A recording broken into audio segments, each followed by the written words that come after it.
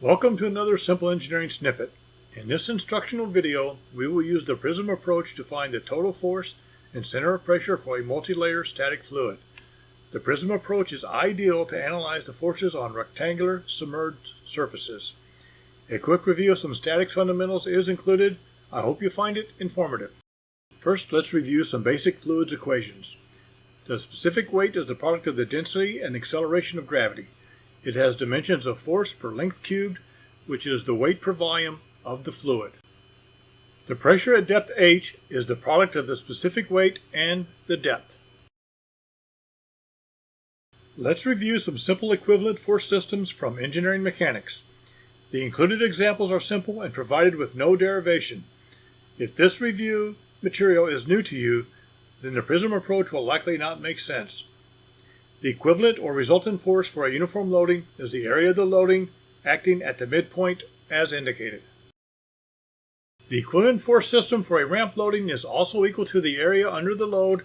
The location for the equivalent force is 1/3 from the fat end of the triangle as shown. Let's look at a quick example. Consider a cube with height h and a width b. Let's find the total force placed on the side wall of the cube if it is filled with a fluid.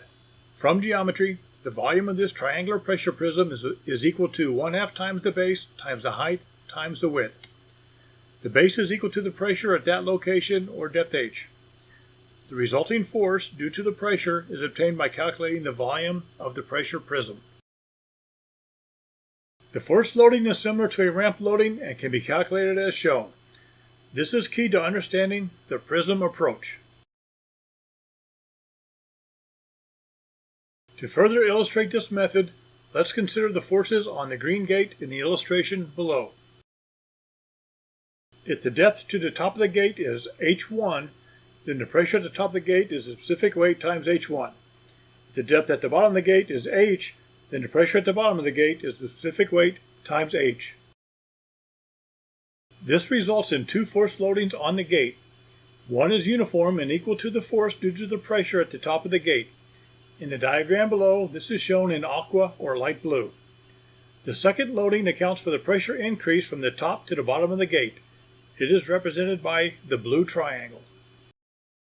Now let's set up the resulting forces. If the gate height is denoted by C, then the resultant force from the uniform loading acts at the midpoint of the gate, or C/2.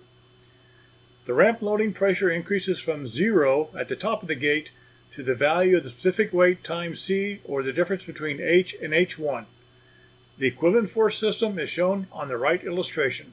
The force for the ramp loading acts at a distance of C divided by 3 from the bottom of the gate. Now let's work an example. We will be determining the total force and center of pressure on the wall of a rectangular tank that holds 2 layers of fluid, oil and water. Let's start with the tank. It is 3 meters wide and 4 meters long. The bottom layer is water at a depth of 2 meters, and the oil layer is on top of the water at a depth of 1 meter. First, let's consider the total loading due to the oil. In the oil layer, there is a ramp or triangular loading. In the water layer, the oil layer results in a uniform or rectangular loading. The water adds a ramp loading to the constant loading of the oil. We will break down the loadings into 3 components and label them as Alpha, Bravo, and Charlie. Similarly to how forces were determined previously, we calculate the 3 forces. The formulas are shown here.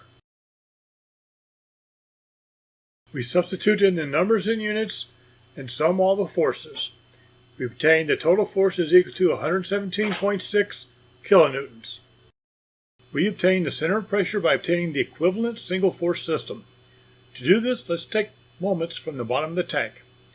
From what we reviewed previously, we know FA is acting 1/3 from the bottom of the oil, or 2 1/3 meter from the bottom of the tank. FB is acting at the midpoint of the water, or 1 meter from the bottom of the tank. FC is acting at 2/3 meter from the bottom of the tank. We take the 3 moments and set it equal to the equivalent force moment. The only unknown is the distance from the bottom of the tank, YR. This defines the center of pressure for the system. Punching in the numbers, we obtain that the center of pressure is 0.97 meters from the bottom of the tank. We have completed the problem. The total force is 117.6 kilonewtons, acting at a center of pressure which is 0.97 meters from the bottom of the tank. This is one method to solve these types of problems. Other methods will be covered in future instructional videos. I hope you found it useful. If so, then please like and subscribe.